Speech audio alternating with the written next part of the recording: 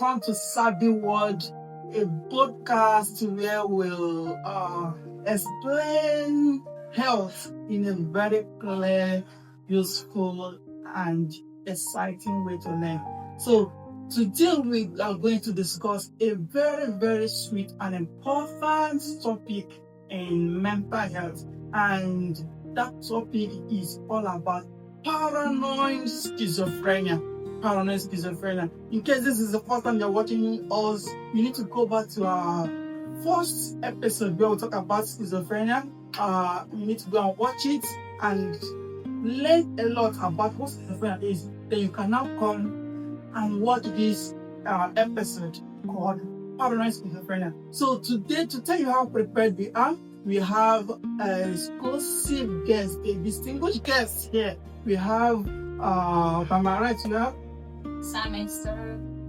Also, my Elizabeth. I'm so more delighted to have the party of players from the being part of the very, very good. Yeah, I'm glad to be here. Thank you for being part. Our audience here, as you've seen them, you already know we have a capable hands here today. So let's dive into what is paranoid schizophrenia, because most people they don't used to get the concept. They don't get the concept of this paranoid schizophrenia. So can you please explain in simple terms what this paranoid schizophrenia is all about?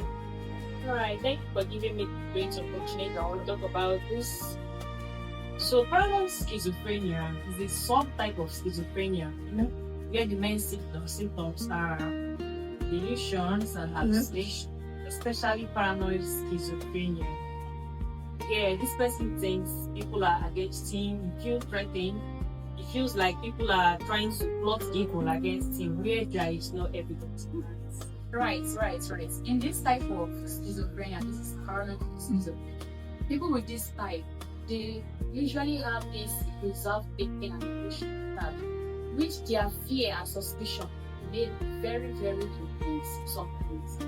So this schizophrenia of a thing is like someone thinking what is not real, like people are fighting. Yes.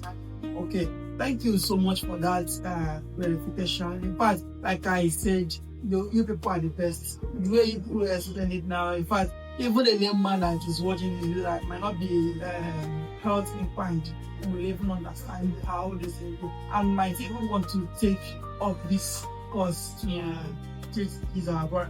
Okay, so now, please, can we know the experiences that a schizophrenic patient might have?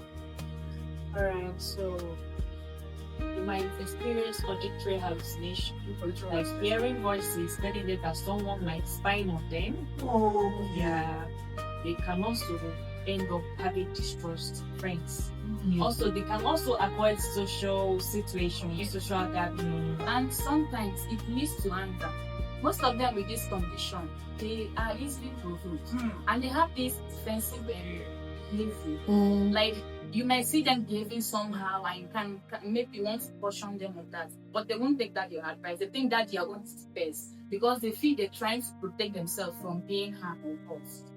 so that means when someone is like overprotective on himself, like is now obsessed. Yes. And And if you try to correct them, you don't know. Wow. So you cannot see some signs and symptoms of this paranoid schizophrenia. So in case if you are having someone that used to behave like this, or you yourself, you see yourself doing so, just start diagnosing yourself and know how it works.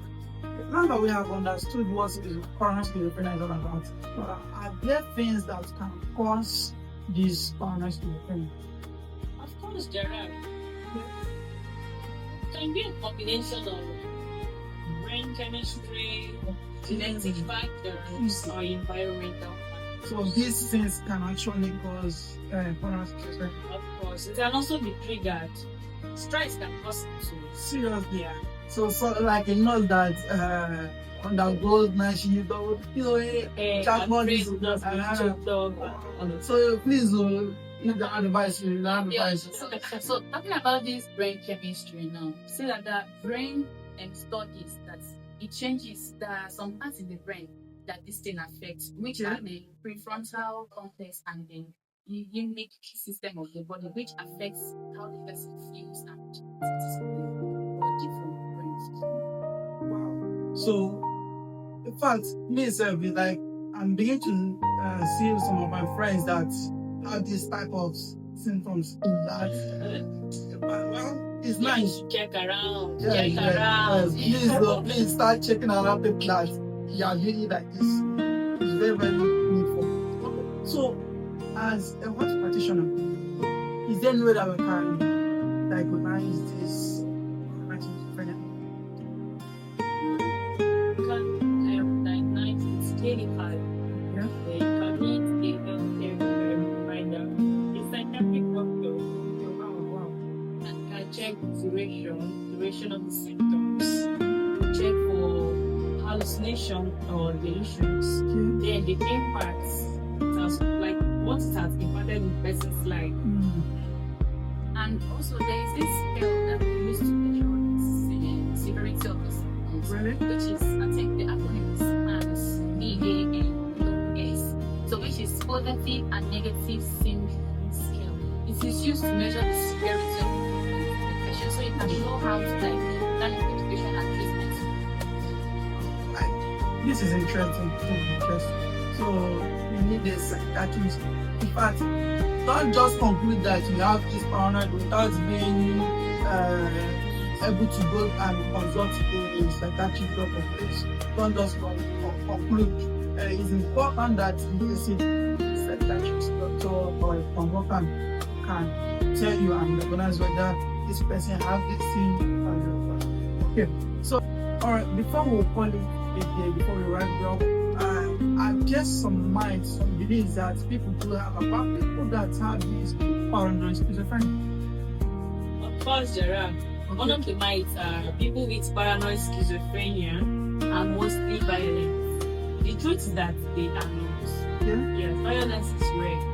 It's usually from untreated symptoms. It's usually caused by untreated symptoms. That's good. And they also said the second myth is that bad parenting can also cause paranoid schizophrenia, but that's not true. Bad parenting is not a factor. It's just a triggering factor. Yes. So they also said that people who have paranoid schizophrenia can easily snap out of it, but that's not true. It's a medical condition that requires adequate treatment. That's it. Thank you both for this exposition. You guys have really done well. Okay, before we wrap it up, are there any final words or advice that you would like to give to our audience so that they will know how to take care of the schizophrenic patients and know how to go about it? Alright.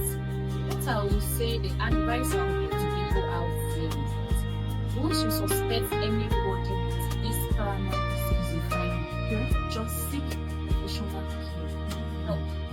Go to the nearby hospital and report. If you don't have any close nearby psychiatric hospital, ask questions for direction. So this early detection is actually make a huge difference in the life of that patient. That's it.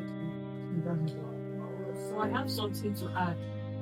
Mental illness is not a weakness. It can never be a weakness.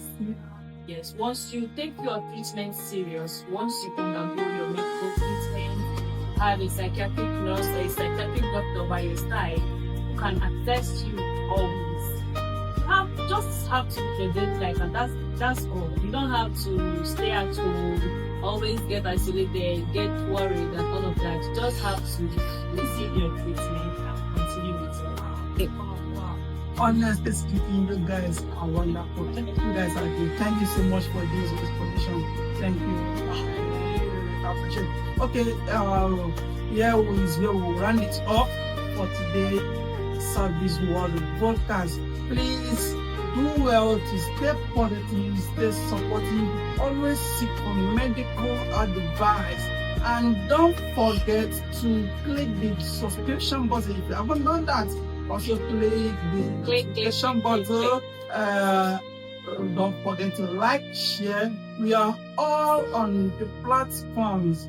In case you don't know, we are on Facebook, we are on WhatsApp, we are on TikTok, and we are on YouTube. So Thank you very much for the I remain your honorable host, Nurse August. Thank you.